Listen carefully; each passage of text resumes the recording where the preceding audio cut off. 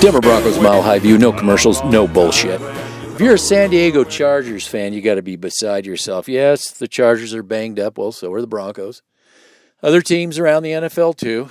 I understand a lot of their starters are out. Offensive line and defense, this kind of thing.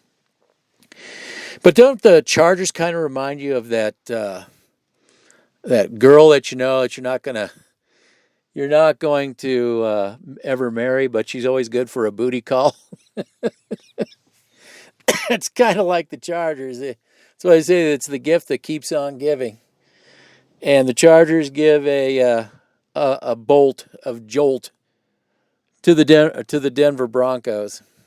Anyway, that all isn't sunny and warm and fuzzy. Other than you do have a W. Other than that, there's a long ways to go. You can see that. I'll just say that defensively, at least they're all starting to kind of act like they're somewhat motivated. Bodies going to the ball. It's nice to see. I don't know why that wasn't the case for 4 weeks. It was just kind of like everybody was just, oh, yeah, I see you're chasing somebody over there. I'll watch, Gotsis got kicked off the team, and Purcell, somebody that I was high on coming in, filled in as a run stopper. Harris has taken over. I wouldn't say, and here's also the upside, is Von Miller is actually causing a bit more. Reed is coming up and coming. So there are some bright spots there. But I have some reservations on the offense. Some real reservations. To this time, I'll say that for the first time, the offensive line actually was improved. But I still believe that they need to do a whole revamp. And I'll get into Joe Flacco in a minute. But and the first half versus the second half. The offensive line, yes, when there was we would have had a 21-0 lead. The Broncos would have had a 20, and all Flacco had to do was do a double pump, but the offensive line did not give him enough time to do that double pump, which cost the score. The offensive line still has a ways to go. They definitely ran block a lot better. However, I want to put an asterisk here. The line for the LA Chargers is not the line they expected to have. They're, the second tier.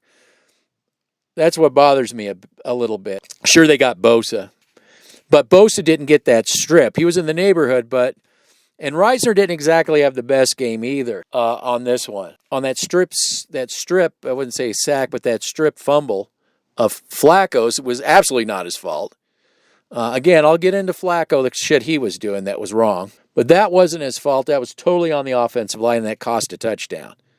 Offensive line, in my opinion, even though it's improved, it went against a weaker, probably one of the weaker defensive lines minus Bosa due to their injuries.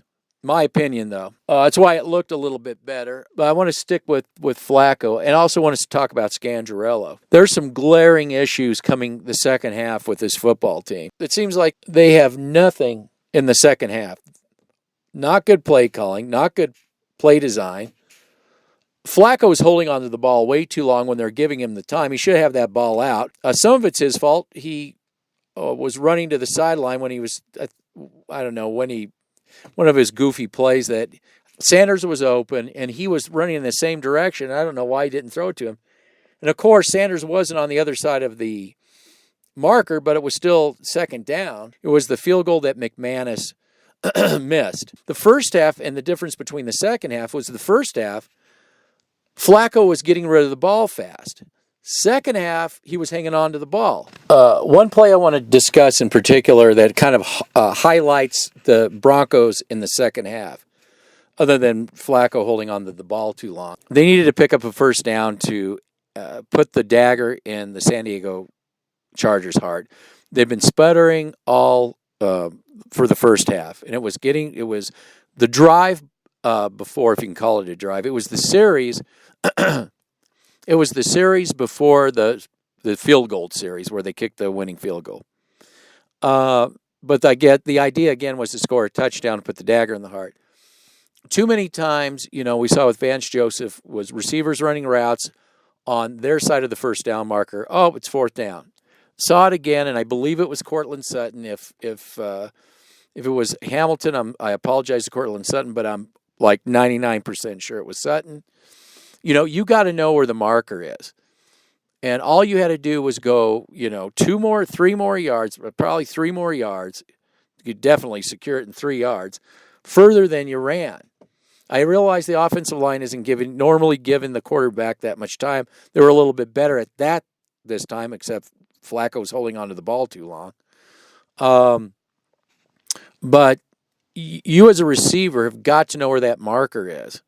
And I don't know, Scandrello is going to have to play design just to get these receivers open much, much quicker than they were. Plus, Sanders isn't getting the ball. I don't know if Sanders has got to do a better job. Flacco's got to do a better job to see him. They've got to coordinate to get rid of the ball faster. But these are the kind of things that they're not doing that they need to do. I'd like to see Lindsey in the slot a little bit more. Again, get rid of the ball faster. Don't hold on to the ball. And that's what we saw in the second half, and that's why the second half went so bad. The play design just, to me, went to shit in the second half. They've got Tennessee coming in.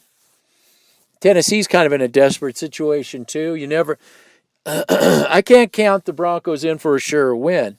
Then you got the Chiefs at home after that. You can't be looking past Tennessee and into the Chiefs, which I don't think they can win because, again, the Broncos for the second week in a row just fizzled. Maybe the third week in a row or fourth week in a row, fizzled in the second half. Scandrello can't put 4 quarters together.